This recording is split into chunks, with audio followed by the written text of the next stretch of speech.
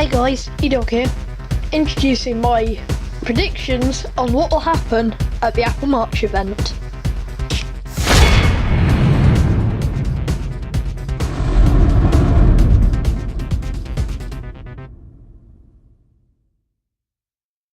First, let's talk about the invite.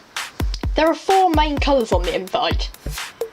Space grey towards the top, silver towards the left hand side, rose gold towards the mid right hand side, and then gold in the middle.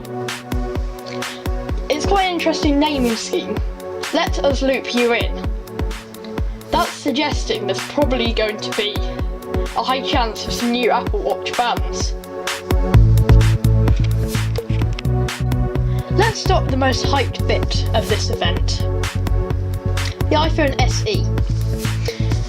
Over the past 3 months, there have been many different predictions on what the iPhone SE will either look like or will perform. What all sources now agree on is that it will look like an iPhone 5S, same size as the iPhone 5S, so a 4-inch screen, but it will take the A9 processor from the iPhone 6S, the M9 motion coprocessor from the iPhone 6S, it will have the Hey Siri functionality, 3D Touch won't be included, but it'll have a Touch ID enabled home button and an NFC chip for Apple Pay.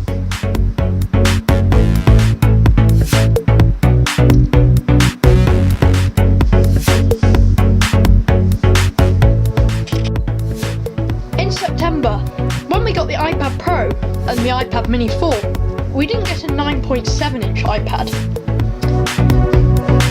So, in this event, we're predicted a 9.7-inch iPad.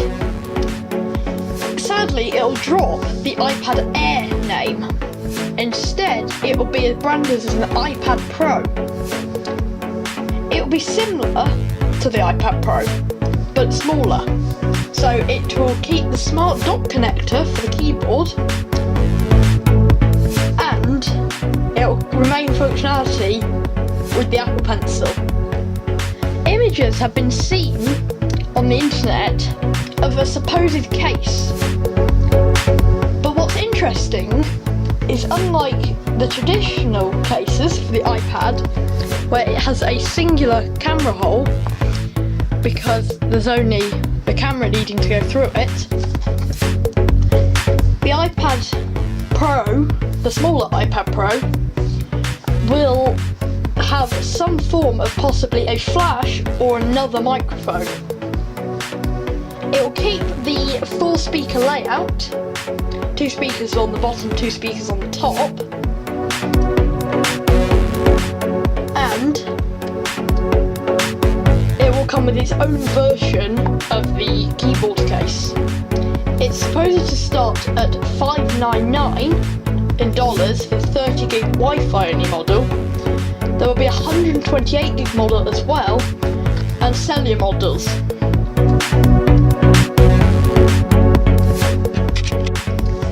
One piece of Apple news that hasn't been particularly hyped is new Apple Watch bands. So Apple isn't going to release a new Apple Watch at the spring event, but we're expected to see Apple Watch bands. Existing bands like the Sports Band, the Modern Buckle and Leather Loop may be available in new colours. And Apple has been supposedly working on a new Apple Watch band made from nylon. There's also going to be a space black midnose loop to match the space black stainless steel Apple Watch. It'll be the same colouring as the space black strap we already have.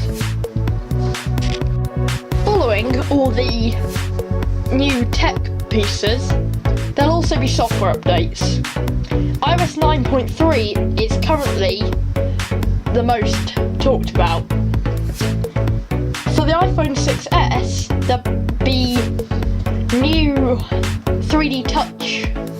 features included, and for most devices there'll be something called night shift, which will cut down the blue light when it's activated.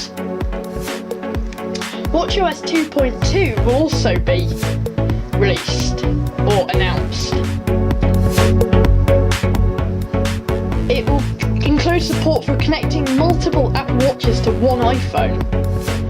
It will also include an update for built-in maps, along with a revamped interface and buttons for quick actions in maps.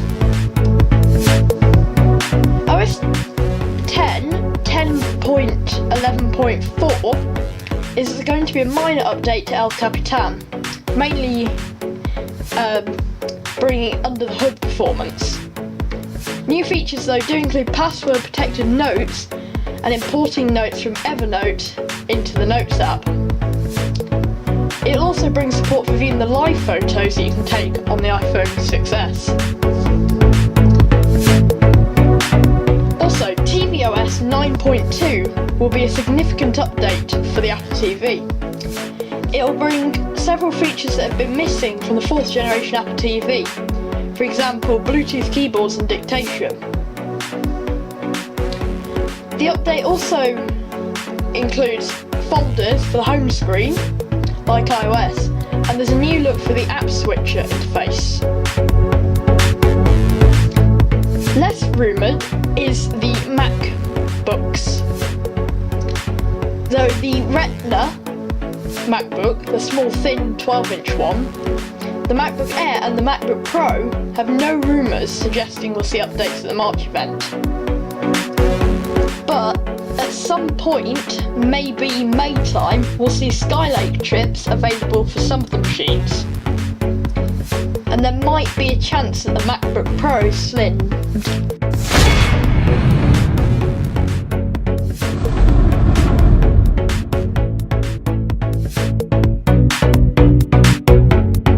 Thanks for watching this video.